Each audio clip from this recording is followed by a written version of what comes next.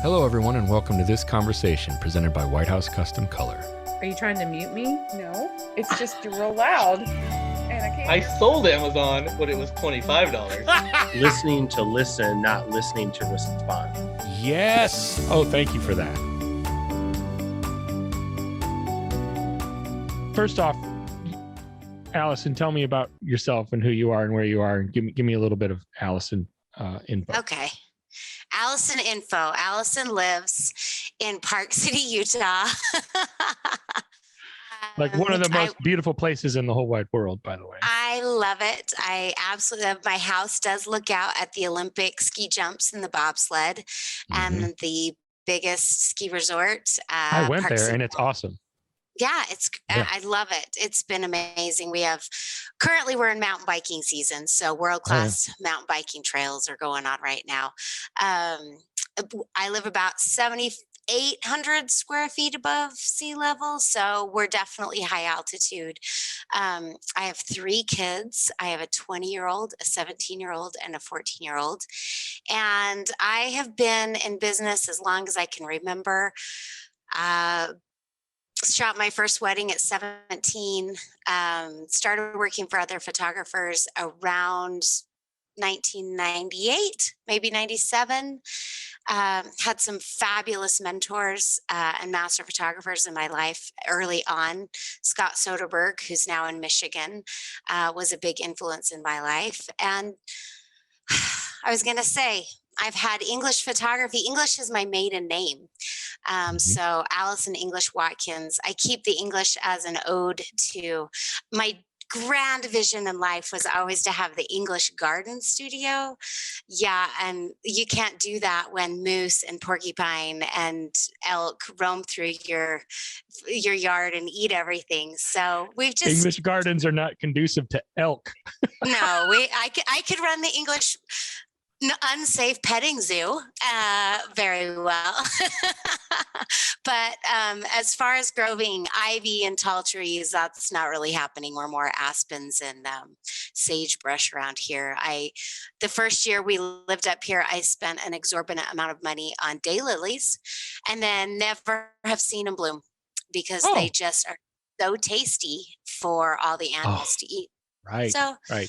Yeah, that doesn't happen around here. Let's see.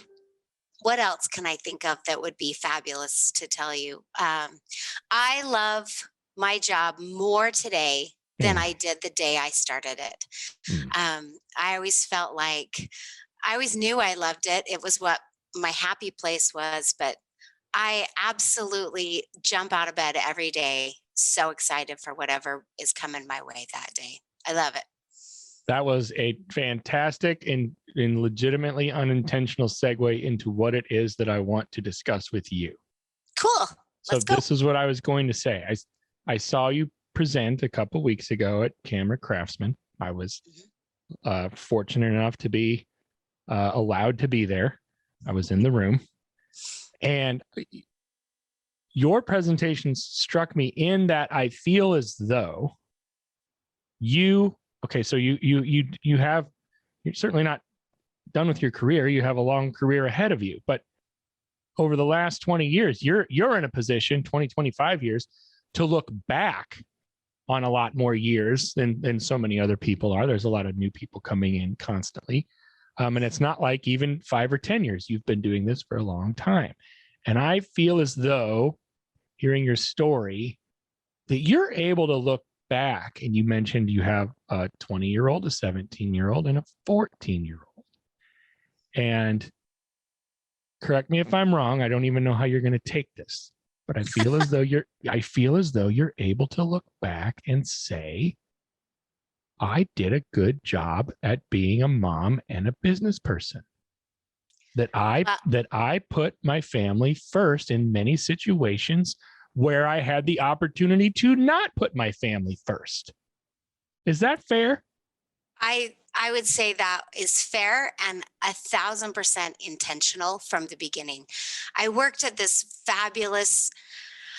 a great studio in Salt Lake City before I was married, and I had the wonderful opportunity to work with the first female master photographer in the state of Utah.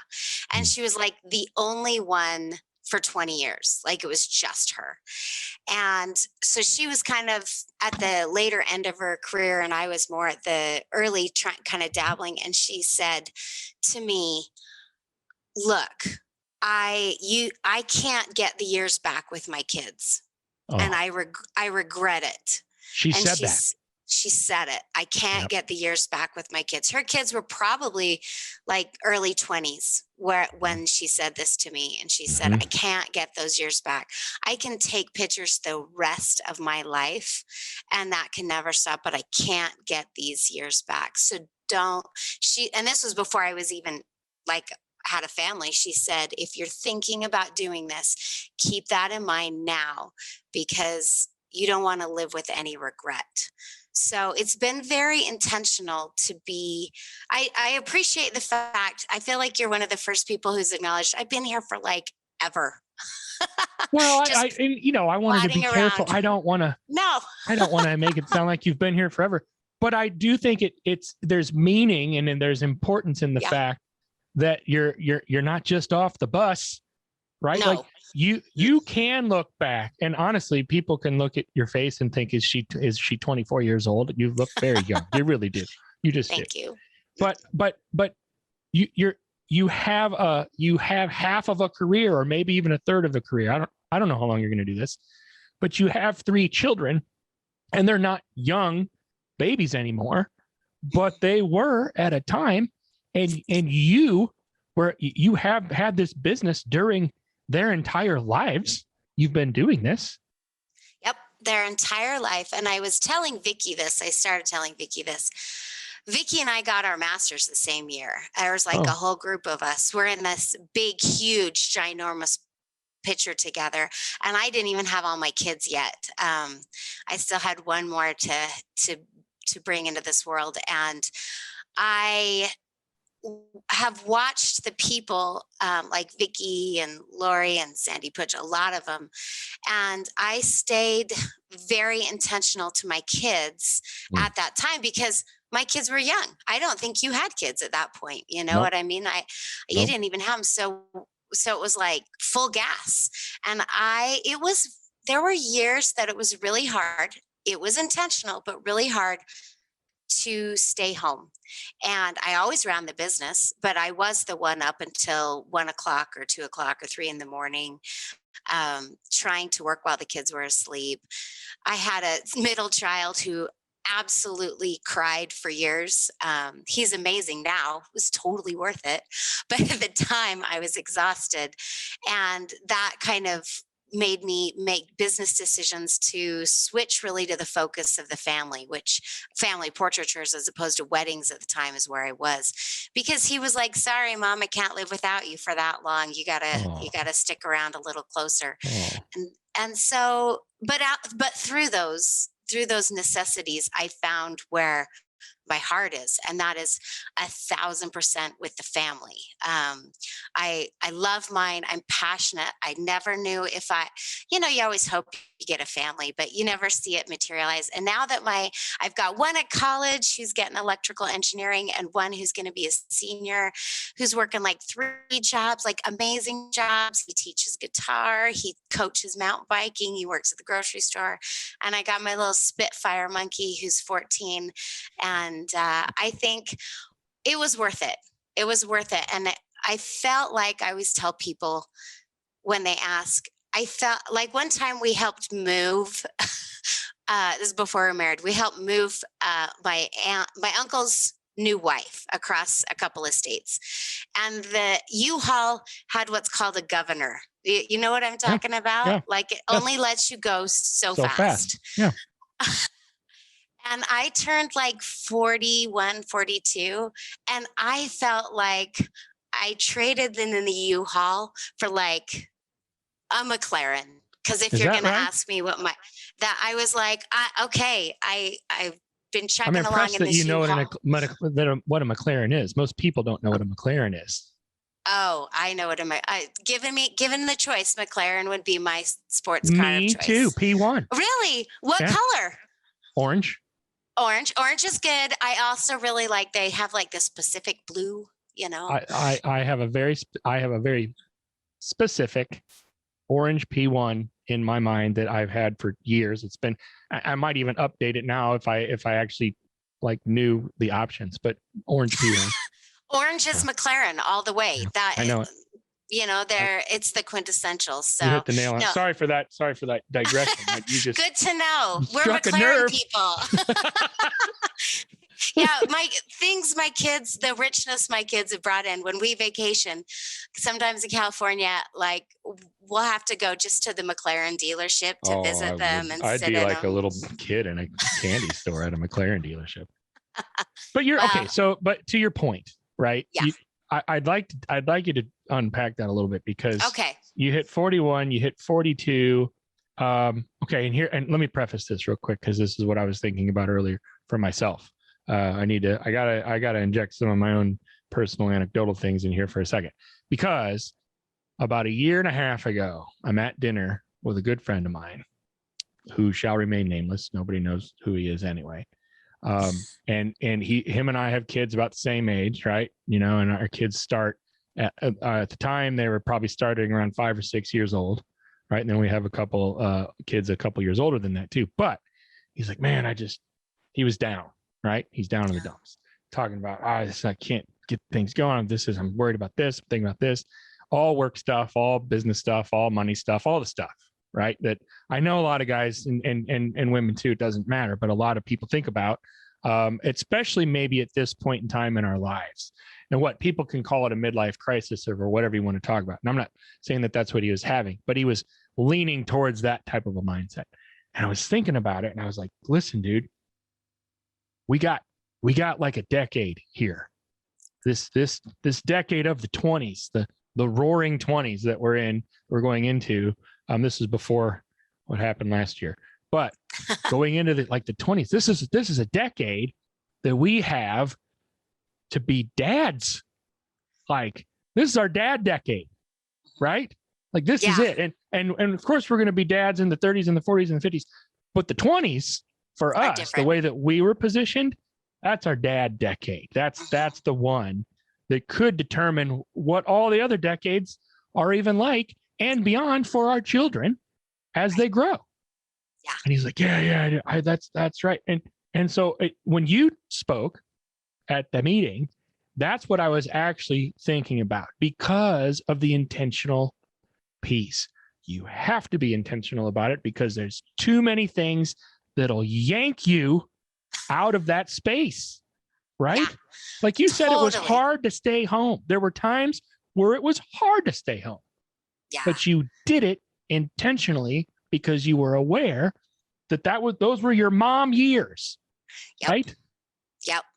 The 30s, it was all my 30s, a little, and a couple years more than that, but it was, and my husband, it's different because he's just 3 years older than I am, but those were great decades for him. He absolutely loved teaching the kids to ski and mountain bike, and he was such a great dad at that age. He's struggling, I would say right now, with, I miss that.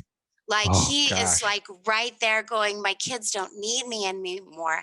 And my wife is over there living every day, woohoo, on a bucking bronco. And it's been harder for him. That's super interesting. That's super interesting, because I can't say that I can't empathize with that, but I get it. I think I get it. Right. Because because I feel like, because I've intentionally made that choice to be like the dad, and I'm certainly not a perfect dad. I mess up all the time, but there is this mindset that I have that this is it. This decade, this is the one. This is the big one. And there's a big part of me that really doesn't want the 30s to get here. Well, that's it. It's really interesting for you to say that, because you're giving me all this credit for being intentional. You were.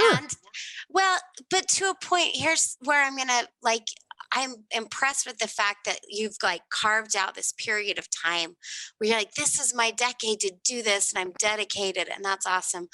I was just in Groundhog Day every day. And I never knew it would end. Like, it just seemed like it would never You didn't end. think about the ending. You didn't think No. about it.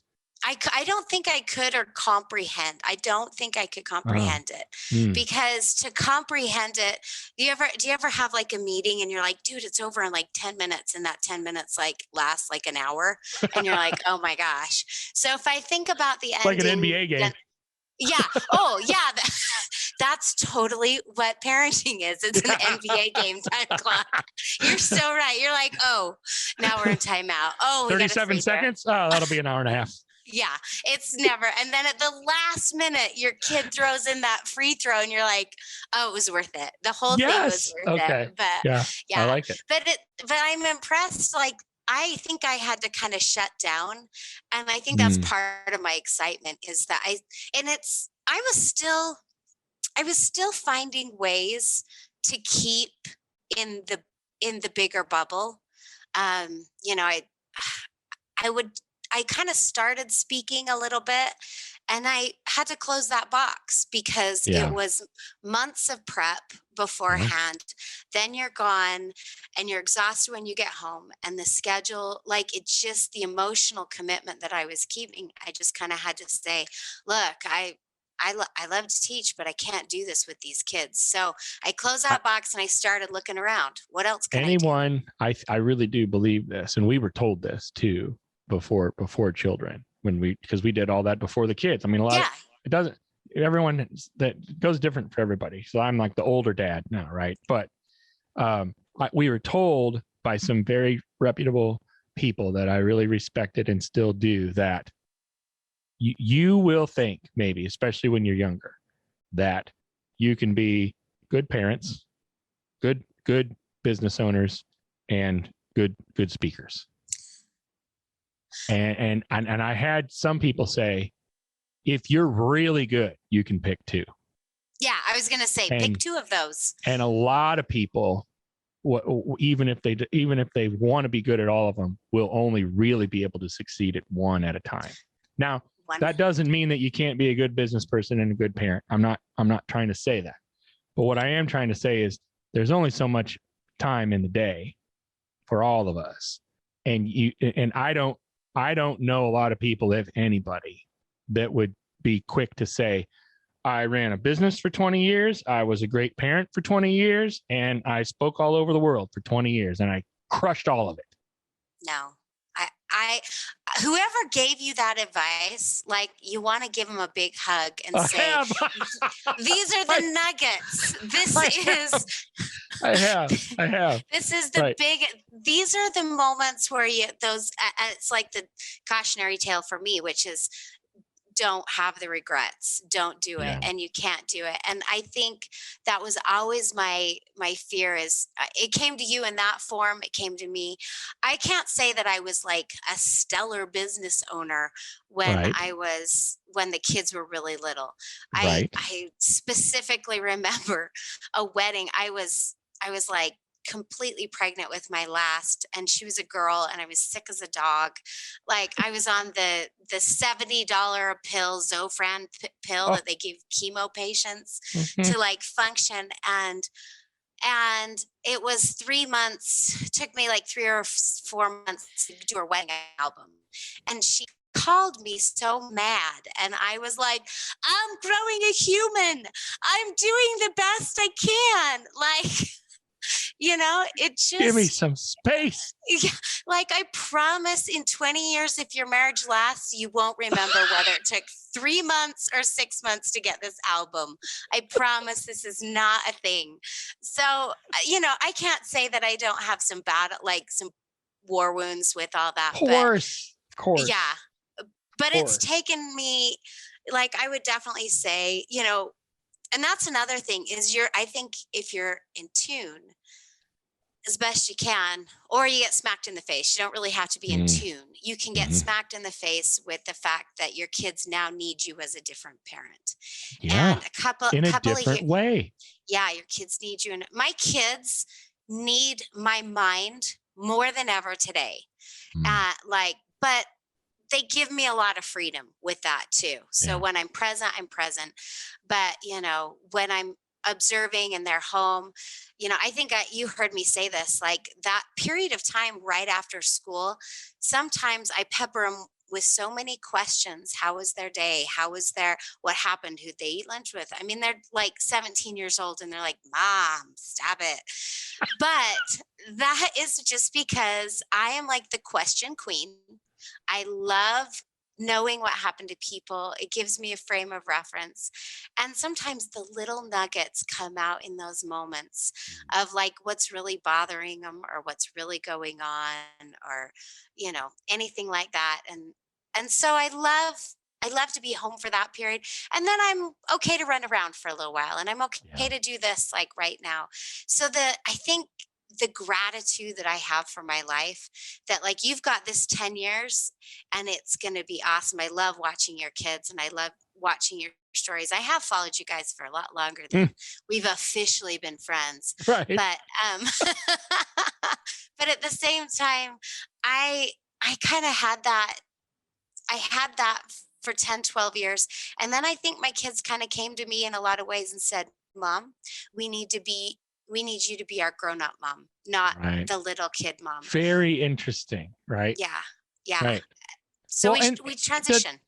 So did that or has that also coincided with, okay, the U-Haul to McLaren piece where I go back to that because you started and I Yeah. stopped you, but go back to that you're 41, 42, and it's almost like you went from a governed U-Haul to a McLaren, right?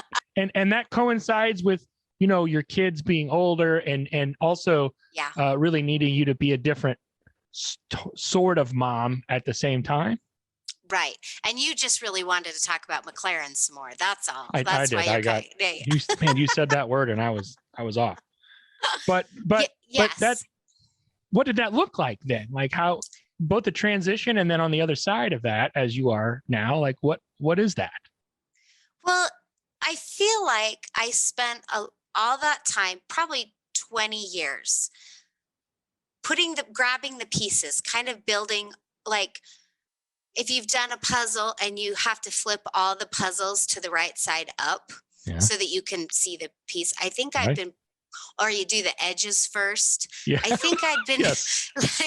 I think I was turning all my edges. I mean, all my pieces right side up. And then I was working on my edges. Yeah. And then all of a sudden that time period hit where they I can't even tell. It was like a rebirth. It truly felt like a rebirth of life and feeling like, oh my gosh, I see the picture. And I think that's how it correlates to a puzzle is, oh, I see the picture that I'm working on. I was just sort of kind of going through the tasks. And now I see, oh, everything fits together in a picture and it's my picture. Yeah. Like, oh, so let's put these puzzles together, the picture together so I can see it. And with that, honestly, it's one of the greatest gifts I've ever been given. As I said, I've had this happen twice this year. And I'll tell you, number one, I was doing this in high school. Like I was completely in high school and I sent away for the Brooks Institute,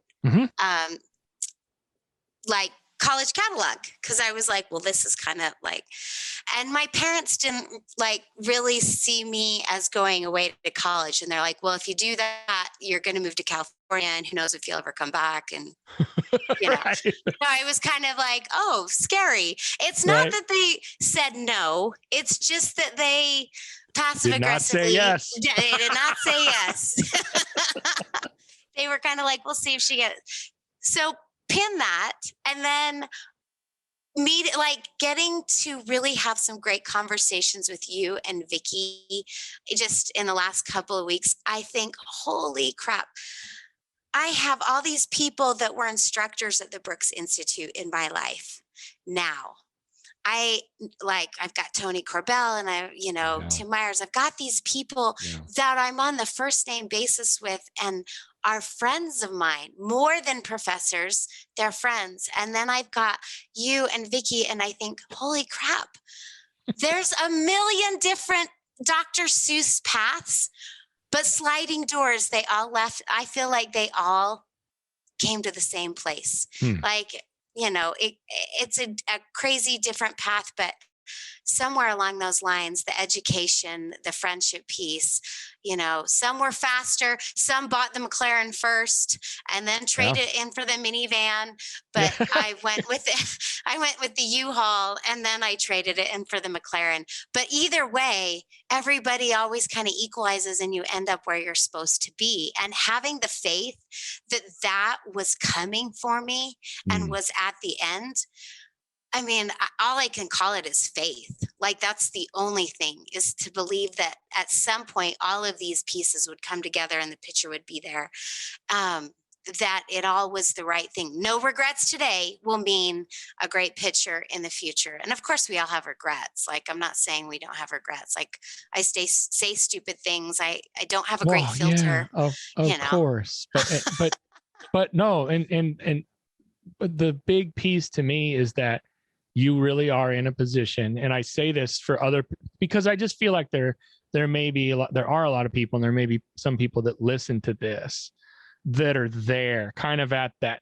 It's almost like a precipice or even a fork in the road where they're like, I so much want to build this business or be like, have this business even. And I have a 4-year-old and a 2-year-old, or I have a 7-year-old and a 4-year-old and a 2-year-old, whatever, the situation is.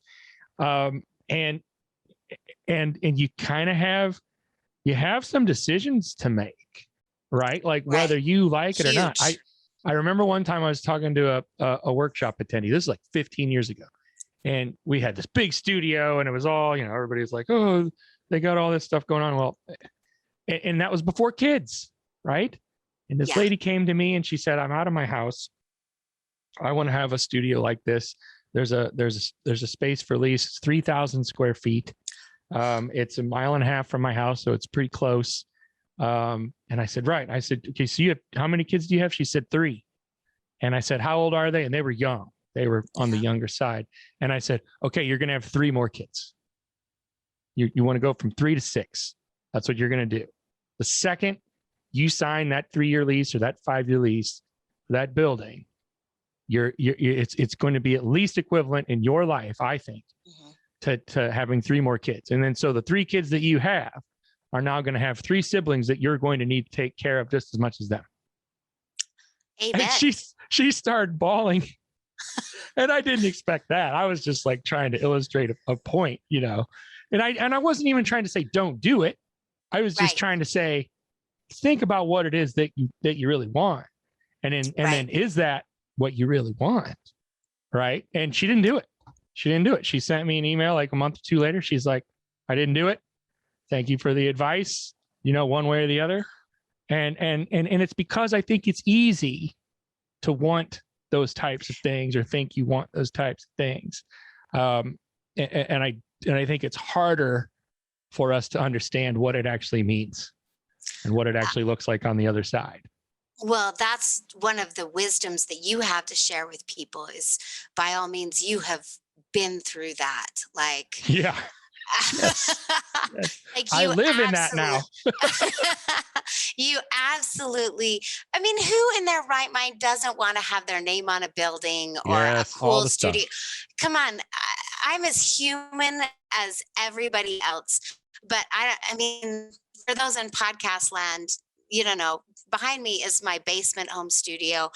And I think, holy cow, this is awesome. Nope. My name is not on a building. Nope. It's never going to happen.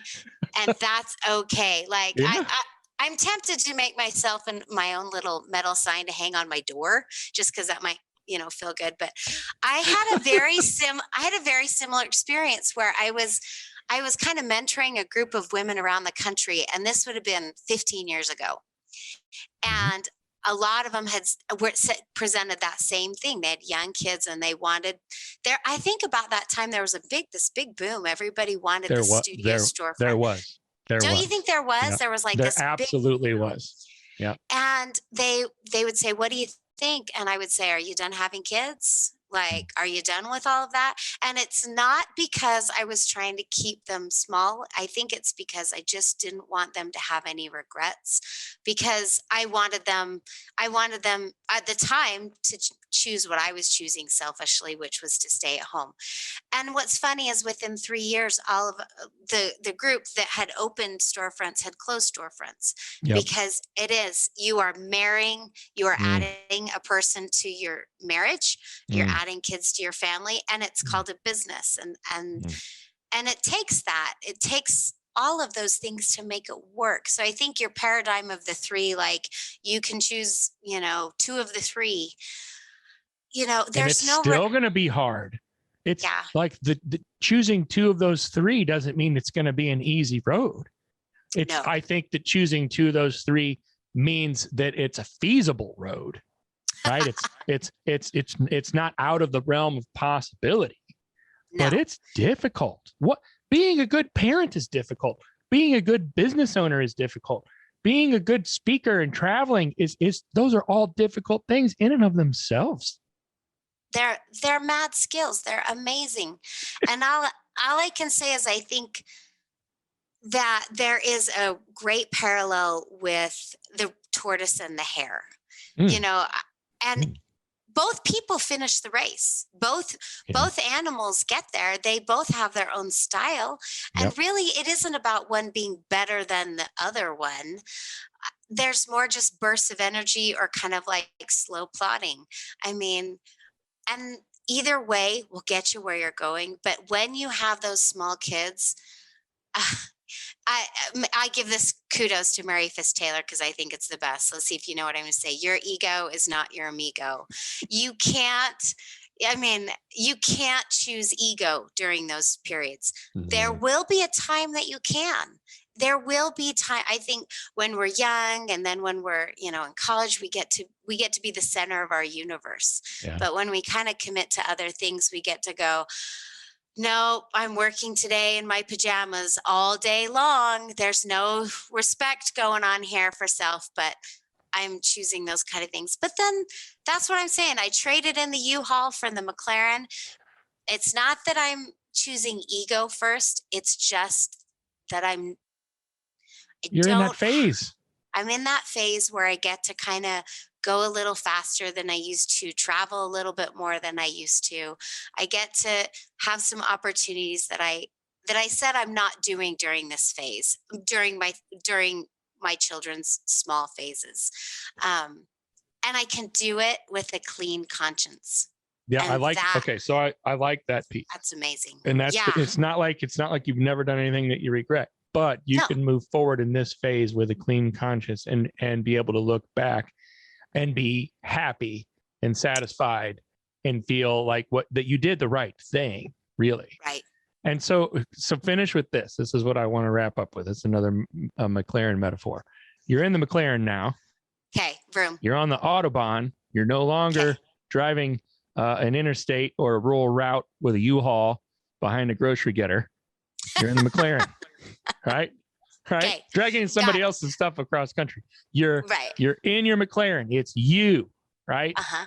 And there's that Autobahn, and there are 3 or 4 lanes, and there's nobody there, and it's a straightaway. Mm-hmm. What is that looking like now for you? Do you think in this decade for you? You're not in my dad decade. This is your McLaren on the Autobahn decade. Let's say that. Right. Flesh that out for me a little bit. Well, I love that comparison. I think it's fantastic. And it's definitely something I'm punching it for me. But at the same time, punching it on a McLaren after a U-Haul means that like 120, you're starting to feel like, gosh, I'm going fast. But this thing goes to like 330. Yeah. So I still got 200 miles an hour to get used to. I gotcha. So I will tell you that. Well said. Really? I don't have a full, but I read this great book recently. It's my favorite book right now. It's called B 2.0, and it stands for Beyond Entrepreneurship. And it was written 20 years ago by a guy named Jim Collins. Do you know? It's right I here. know Jim Collins. What else Jim did he write? Collins. Here we go. He's written Yeah. a ton. He's like Yeah. he's like everybody's once a year read. But he Yeah. wrote this book, and then he rewrote it 20 years later.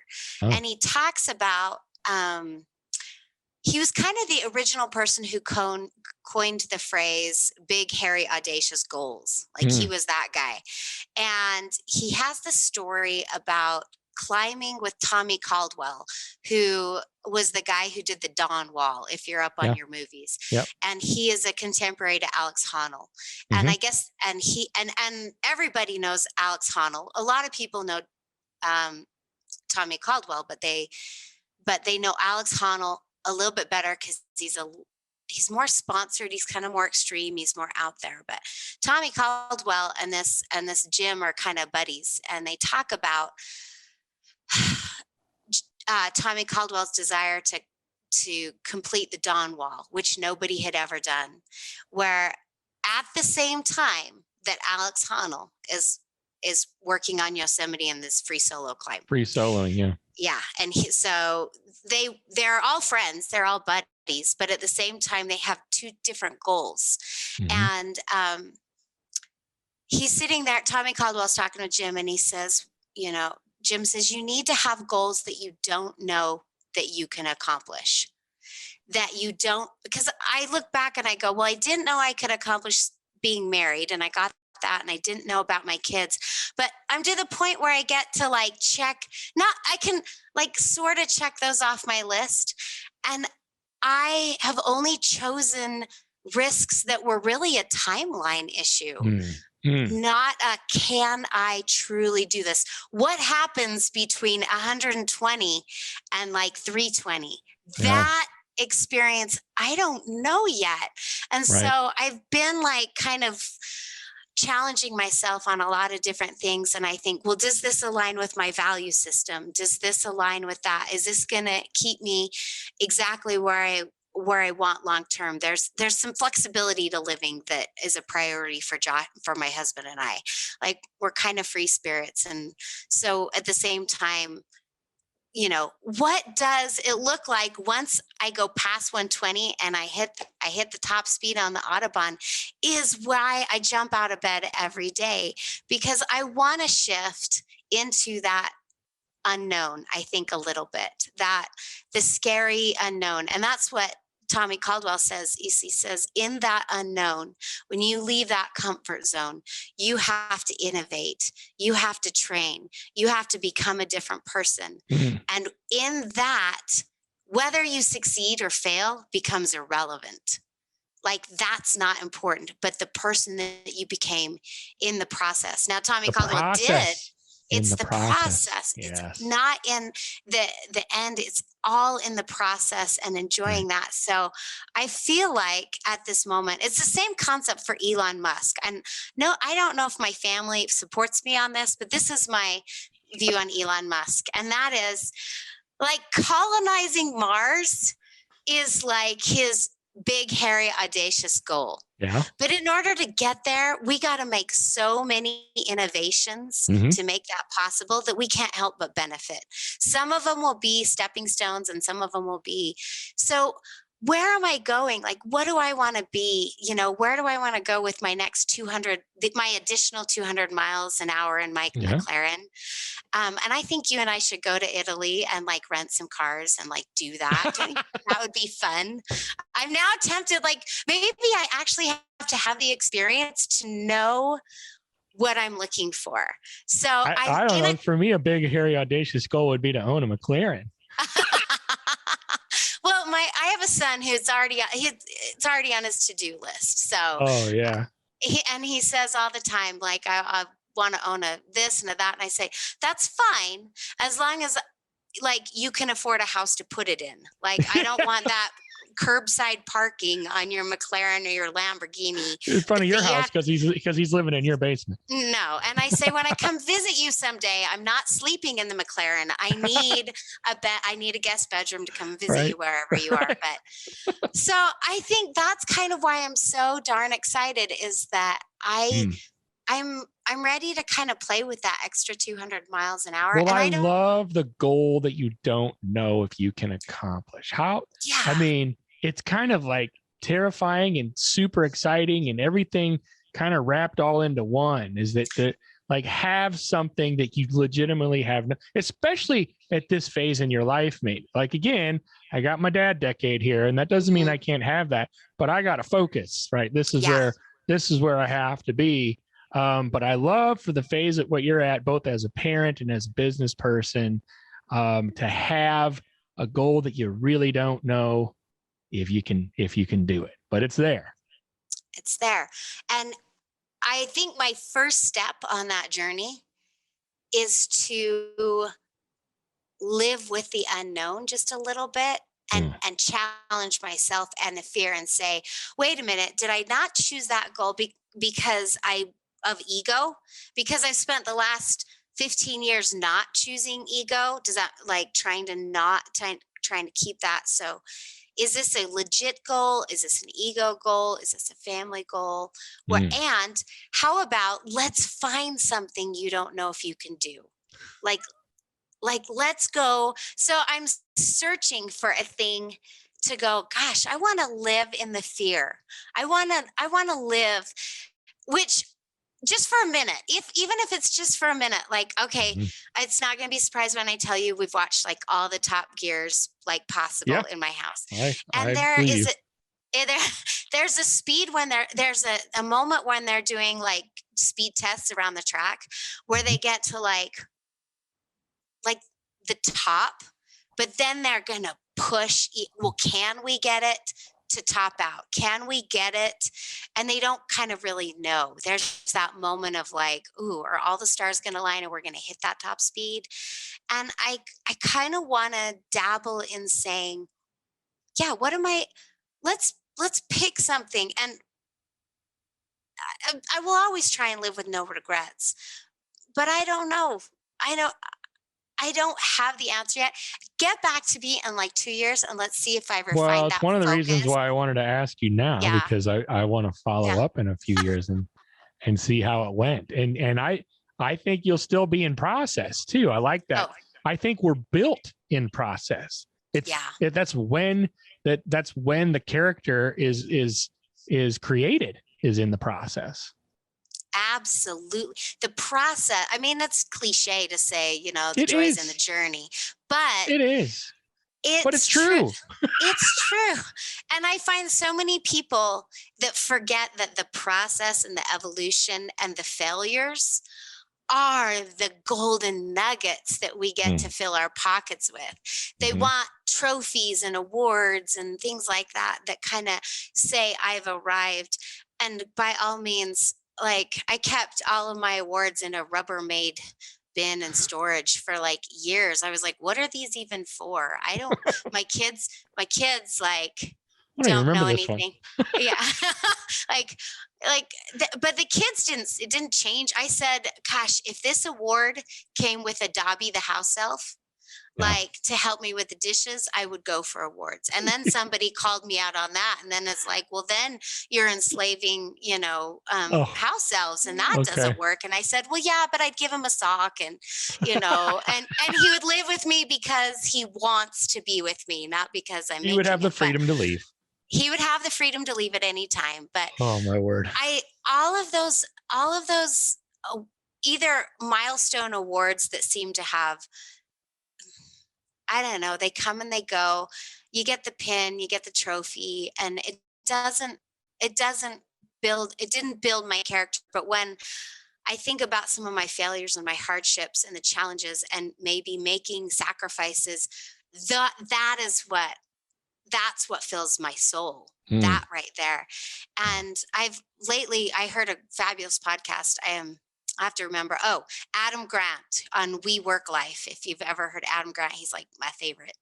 And he was talking about, it's just the difference between intrinsic and extrinsic, or internal or external validation in ourselves. And to me, the internal validation that I always had to check myself was, am I getting into that zone of regret with my children? Am I, like, currently I have a boundary right now. my kids are on the mountain biking team. We have in the Utah, we have the biggest mountain biking high school scholastic in the country. And my kids are involved with that. And they only get 4 races a year. 4. That's and my the boundary. younger, 4. They get 4, and it runs from the end of August until mid-October. It's like 2 months right in there. And one time I had to miss a race. And I said, no, I can't miss a race. There's only 4 of these a year. Mm-hmm. There's a hardcore stop there. And I only get so many more years. So, people call or want this or sessions or weddings or speaking gigs or judging. It does not matter. There's a hard no on that because it hurts too much when I miss that. That's your boundary. You're going to make those races. I'm going to make those races and I will not miss it. So I think by putting some of those things and knowing those boundaries, it helps me kind of stay in my lane, but at the same time, it checks me. So I'm still kind of like, okay, we're still ramping up. I'm still on the acceleration. And I hope to be the rest of my life. I hope to be like till the day I die, like, skidding into those final years, still thinking that I got more in me. My McLaren might have a few little bumps and bruises and scrapes and, crumbs inside, but it'll be okay. Like it's going to be okay. And I love it. That's kind of where I am. And I'm grateful for the people I am eternally grateful for the people who came before me and gave me those nuggets and said, hey, just so you know, there's no doubt you can succeed in where you're going, but just make sure it's not at the expense of this or the expense of your soul or your expense of your relationships, at the expense of any of those things. I mean, the reason I have advice. The reason I have 3 kids and not anymore is because I choose my husband.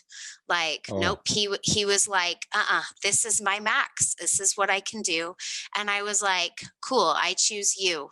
Like I got that. So there's lots of little things that I look back and everything, of course, looks so rosy in the rear view. Like, ooh. It does.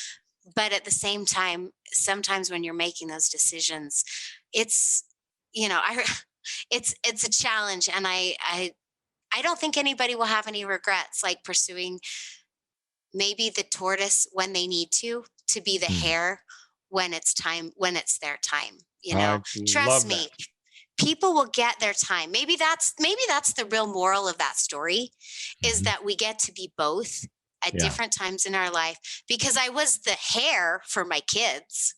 But I was the tortoise in my business. And now I get to kind of switch that. So maybe that's really the parables. We shouldn't think of each other like we're always some form of the other. We're hustling in some way. We're breathing in another way. And I will say the only way I got through it is with some amazing support from my family. But I have a best friend who's in the business. And I would call her up and I would say, I'm having a moment of ego. I'm having this moment. I need to talk through it. I need to get it out of me. I need to cry the tears. I need it to happen. And when I did that, it would release the tension and I could go back and settle in. And it's just part of the human experience, right? There were plenty of tears shed on staying home, but they were just small tears so that I didn't have the bigger tears. And again, I'm a little early in saying my kids are awesome. I like them a whole lot. Like, I think they're really cool people. You're a little early in saying your kids are awesome. I've never heard anyone say that before. I'm a little early.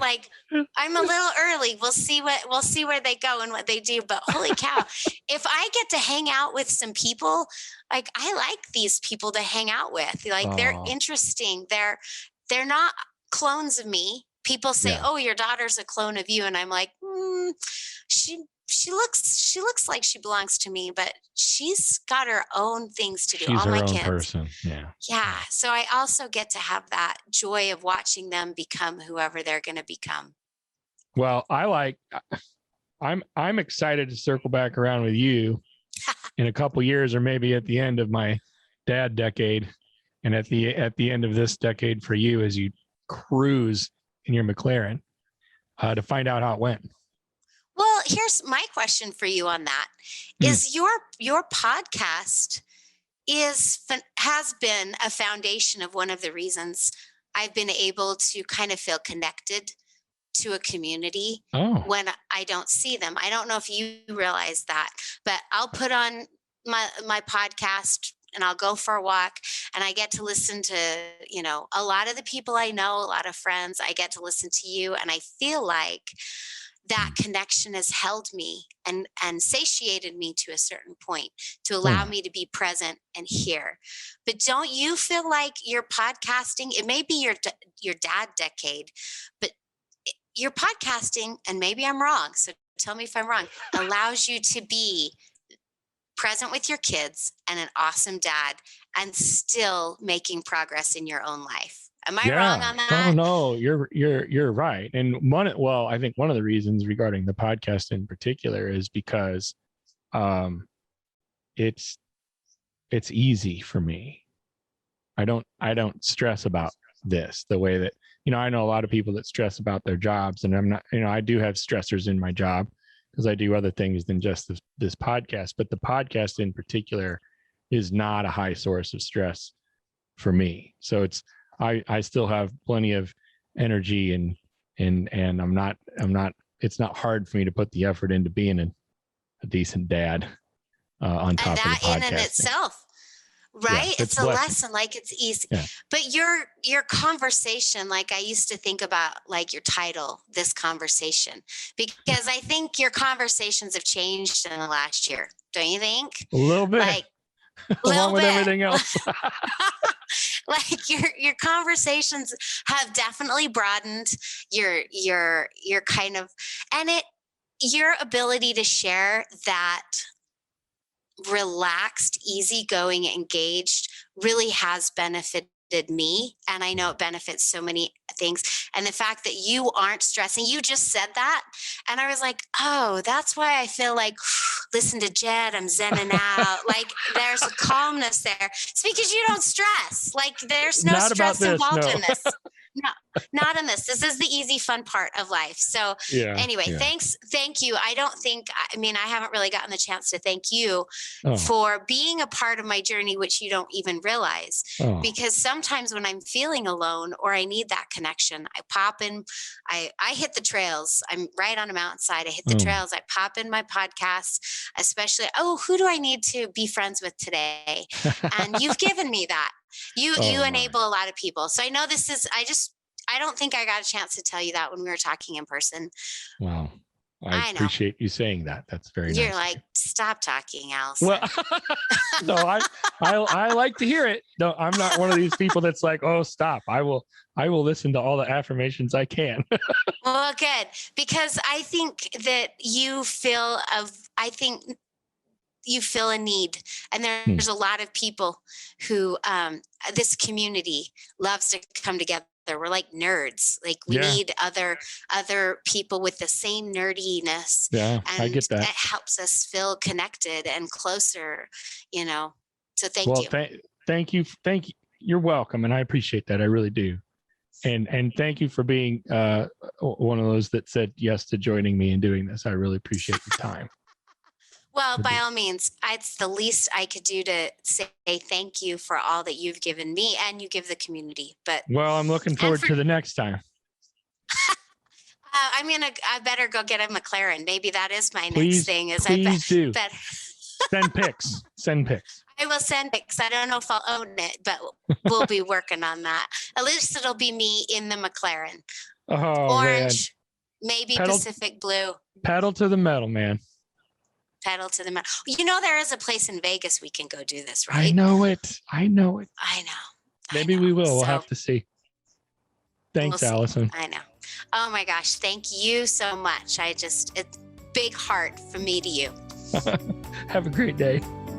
You too. Hey guys, thanks for watching this conversation presented by White House Custom Color on YouTube.